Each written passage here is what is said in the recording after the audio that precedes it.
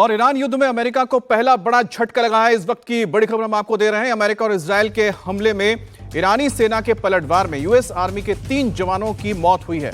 Iran के हमले में अमेरिकी सेनाओं की मौत पर यूएस के प्रेसिडेंट ट्रंप ने कहा है कि ईरान संघर्ष समाप्त होने से पहले इसमें संभवतः और भी अमेरिकी सैनिकों की जान जा सकती है। Earlier today, CENTCOM shared the news that 3 U.S. military service members have been killed in action.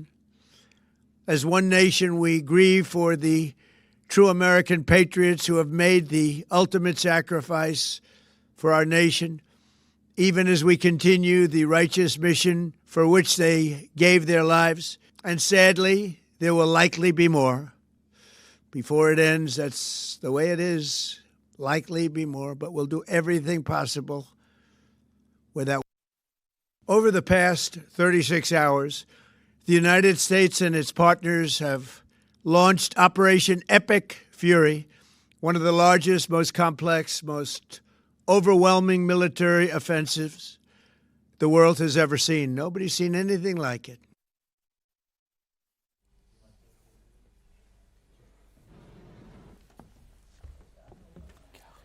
तो ये तस्वीरें आप देख रहे हैं कि किस तरह से अमेरिका ने हमले किए थे, जहां उनके जंगी जहाजों से मिसाइल्स दागे गए थे ईरान के ऊपर। लेकिन इस बीच जो बड़ी खबर आई है, इस हमले के बाद, यानी कि जो जंग शुरू हुई है इजराइल, अमेरिका और ईरान के बीच, ईरान के हमले में 3 अमेरिकी सैनिकों की मौत हुई है और ये पहला नुकसान हुआ है।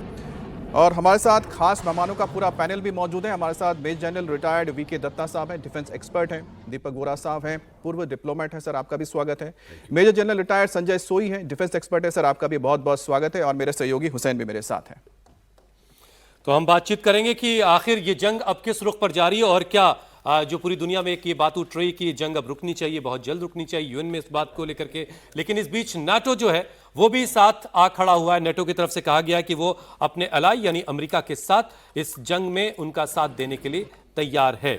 और इस जंग का पूरी दुनिया पर क्या असर पड़ रहा है और हालात कितने बिगड़ सकते हैं, कितने संभल सकते हैं, इन सारी चीज़ों पर हम चर्चा करेंगे। सबसे पहले हम समझना चाहेंगे दीपक वोरा साहब से, जो पूर्व डिप्लोमेट है। इस वक्त डिप्लोमेसी कहाँ है इस पूरे मामले में, वोरा साहब? बहुत बहुत धन्यवाद सर। आप इतने कठिन प्रश्न पूछते हैं कि बड़ा मुश्किल हो जाता है जवाब देना, but thank you very much. आपके चैनल पर बहुत मज़ा आता है and I learn a lot from you. Diplomacy आपको बताता हूँ मैं, लेकिन एक आंकड़ा आपको देना चाहता हूँ सर, आप खुद समझ जाएंगे कि डिप्लोमेसी कहाँ पर है इसमें। अमेरिकन मिलिट्री ने 12 घंटे में 900 स्ट्राइक किए थे ईरान पर। इजराइल ने 24 घंटे में 1200 स्ट्राइक किए थे।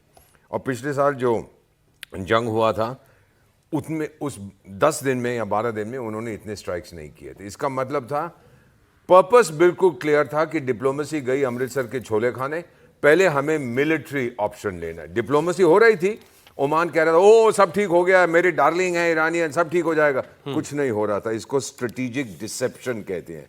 आप मीडिया को फीड करते जाओ कि बात हो रही है, बातचीत हो रही है, लेकिन पीछे आपकी मिलिट्री तैयारी कर रही थी। और जब आपको लगा कि अब टाइम रेडी है, आपने उस समय हमला किया। सो डिप्लोमेसी की कोई जगह नहीं है in the next 1 week. Vora sir, आपके डिप्लोमेसी को लेकर हम आगे इसलिए बात करेंगे क्योंकि अब डिप्लोमेटिक इंस्टॉलेशन पर हमले हो रहे हैं। बगदाद से बड़ी खबर आ रही है, अमेरिकी दूतावास के बाहर प्रदर्शन एक बार फिर से शुरू हुआ है। प्रदर्शनकारियों पर इराकी पुलिस ने फायरिंग की है। खामनेई की हत्या के विरोध में लगातार देखा जा रहा है किस तरह से इराक हो, पाकिस्तान में अमेरिकन कॉन्सुलेट्स हैं या फिर एम्बेसीज हैं, उसके ऊपर आम लोग पहुंचकर हमला कर रहे हैं, विरोध प्रदर्शन कर रहे हैं। और यह बड़ी खबर इस वक्त आ रही है, इराक के अंदर इस वक्त अमेरिका के दूतावास के ऊपर हमला किया गया था। कल भी आपने दिन में तस्वीरें देखी थी किस तरह से बुलडोजर लेकर पहुंचे थे। और ये रात की तस्वीर है जिस वक्त यहां पर आप देखिए कि किस तरह से ईरानी झंडों के साथ यहां पर जो तमाम लोग हैं, इराक के लोग हैं, वो विरोध प्रदर्शन करने पहुंचे। उनके ऊपर आंसू गैस के गोले दागे जा रहे हैं। अब पाकिस्तान में आपने कराची की जो तस्वीरें देखी थी जहां पर फायरिंग तक की गई थी, अब यहां पर जो पुलिस है आप देखिए कि किस तरह से पूरे इस भीड़ को रोकने की कोशिश कर रही है। और इसमें एक ताजा अपडेट आपको यह भी बता दें कि जो ग्रीन जोन है इराक के बगदाद में, जो ग्रीन जोन है जहां पर ज्यादातर दूतावास हैं, अमेरिकी यहां पर संस्थान मौजूद है, उनके ऊपर भी कल हमले की कोशिश हुई थी। और जिसकी तस्वीर इस वक्त आप देख रहे हैं बगदाद की तस्वीर है, ये कुछ देर पहले की तस्वीर आप देखिए, क्योंकि वहां पर टाइम डिफरेंस होने की वजह से अंधेरा आपको नजर आ रहा है, लेकिन यहां भीड़ जो साफ नजर आ रही है, देखिए किस तरह से भीड़ अमेरिकी दूतावास की ओर, ग्रीन जोन की ओर धीरे धीरे बढ़ रहे हैं ये लोग, और उन्हें रोकने के लिए बैरिकेडिंग की गई है। अब दिन में जब इस तरह का प्रदर्शन हुआ था तो शायद पुलिस ने यह सोचा नहीं था कि इतनी बड़ी तादाद में लोग आएंगे, बुलडोजर लेके आएंगे, और इस वजह से आप देख सकते हैं कि कंक्रीट के बैरिकेड्स पहले लगा के रखे गए थे, आंसू गैस के गोले दागे गए हैं। अब इसमें कितने लोग हताहत हुए हैं इसके बारे में कोई जानकारी नहीं है। और मेरे साथ दीपक बोरा सर, क्योंकि आप डिप्लोमेसी को लेकर बात ही कर रहे थे, हुसैन जी भी नहीं, हुसैन भी बात कर रहे थे, लेकिन मैं आपके पास आऊं, एक और बड़ी खबर हमारे पास है। हुसैन जरा बता दीजिए। ये बड़ी खबर भी इसी सिलसिले से जुड़ी हुई है। खामनेई की मौत के बाद पाकिस्तान में भी जबरदस्त प्रदर्शन हो रहा है। कराची में प्रदर्शन हुआ और अमेरिकी दूतावास को निशाना बनाया गया। प्रदर्शन के दौरान हिंसक झड़प हुई। प्रदर्शनकारियों और सुरक्षा बलों के बीच हुई झड़प में अब तक 9 लोगों की मौत हो गई है, जबकि 50 से ज्यादा लोग जख्मी हैं। जानकारी के मुताबिक सैकड़ों प्रदर्शनकारियों ने अमेरिकी दूतावास पर धावा बोलने की कोशिश की, अटैक करने की कोशिश की, लाठी डंडों के साथ बिल्डिंग में तोड़फोड़ की गई, जिसके बाद सुरक्षा बलों ने के साथ इनकी झड़प हुई और इस झड़प में 9 लोगों की जानें कराची में गई हैं। 50 से ज्यादा लोग जख्मी हैं। टीयर गैस शेल का इस्तेमाल किया गया। उधर बगदाद में भी जो ग्रीन जोन है वहां पर प्रदर्शनकारी जो अमेरिका विरोधी नारेबाजी के साथ बड़ी तादाद में लोग इकट्ठा हुए और दूतावास को टारगेट किया गया। दूतावास को निशाना बनाने की कोशिश की गई, जिसके बाद वहां मौजूद फोर्सेस ने उनके साथ झड़प हुई है। काफी लोग वहां भी जख्मी हुए हैं, जबकि पाकिस्तान के कराची से 9 लोगों के मौत की खबर आ रही है। 50 से ज्यादा लोग जख्मी हैं। हालात बिगड़ रहे हैं बोरा साहब। सर, इसमें एक चीज मैं कहना चाहता हूँ, क्षमा चाहता हूँ अगर किसी को भी ये कठोर लगे। आपको याद है कि कुछ समय पहले, ज्यादा देर नहीं हुई, कि वेनेजुएला में घुस के अमेरिकी ले आए थे वहां के राष्ट्रपति को। कितने अमेरिकन एम्बेसीज के बाहर प्रदर्शन हुए थे? 0, क्योंकि किसी को परवाह नहीं थी। सर, जब धर्म आ जाता है ना डिप्लोमेसी में, फिर हम पीछे हट जाते हैं। ये प्रदर्शन हो रहे हैं इस्लामिक कंट्रीज में कि आपने मार दिया आयतुल्ला को। क्यों? आप लोग जानते हैं कि उसका रियल रीजन क्या था? सऊदी अरेबिया क्यों शामिल हुआ है? सऊदी अरेबिया में आपको पता होगा सर, मुझसे बेहतर जानते हैं, $1 ट्रिलियन की वो नियोम सिटी की बात कर रहा था। इन्वेस्ट कौन करेगा अगर वहां पे इंस्टेबिलिटी हो? सऊदी अरेबिया भी चाहता था कि आयतुल्ला जाएं, जो बहुत तंग कर रहे थे। सो डिप्लोमेसी अभी कुछ नहीं करेगी sir, where in the back room. जब अमेरिका अपना लक्ष्य हासिल कर देगा, टोटली डिस्ट्रॉय करेगा इंफ्रास्ट्रक्चर। अभी लेबनान पे हमला हो रहा है सर, एज वी स्पीक। 53 गांव हैं लेबनान में जहां से हिजबुल्लाह ने हमला किया इजराइल पर। इजराइल ने सबको भगा दिया, वहां से ध्वस्त कर दिया है।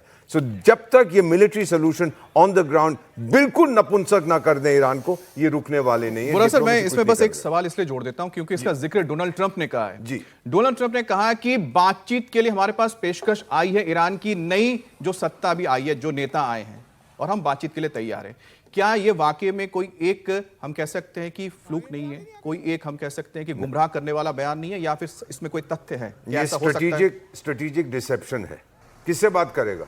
3 लोग खड़े हो गए कि हम नए नेता हैं, किसने इलेक्ट किया उनको?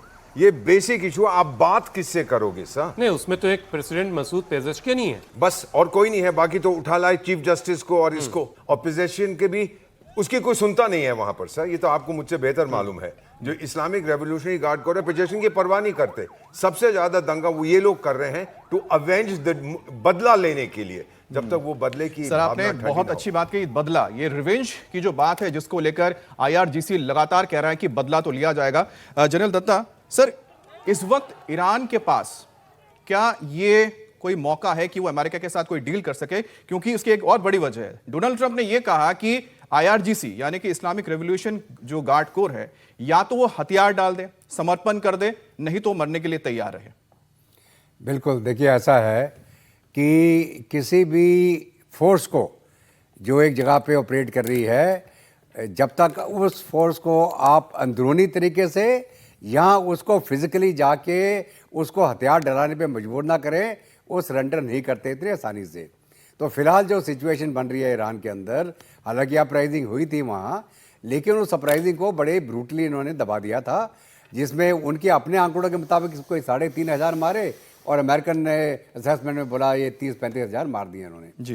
तो अभी जहाँ तक हम जिसको बोलते हैं बैटल ऑफ अट्रिशन की बात करें, अमेरिका अट्रिशन कर सकता है, बहुत तबाही मचा सकता है, इनकी नेवी को डुबा सकता है, इनकी और जगह जो इनकी इंपॉर्टेंट स्ट्रेटेजिक एरिया उनको स्ट्राइक कर सकता है। लेकिन जब तक वो लोग जो ज़मीन के ऊपर ऑपरेट कर रहे हैं, आप उनको फिजिकली अनाम नहीं करेंगे और यहाँ खुद वह सरेंडर ना कर जाएं तो ये जंग एकदम रुकती नहीं है। इसका उदाहरण मैं आपको गाज़ा के दे दूंगा, जहाँ इजराइल 2 साल से हमास के साथ युद्ध लड़ रहा था, जहाँ उनकी फिजिकल ट्रुप्स भी थे, उनके स्पेशल फोर्सेस थे और लगातार पाउंडिंग चल रही थी by air and by artillery and by armour.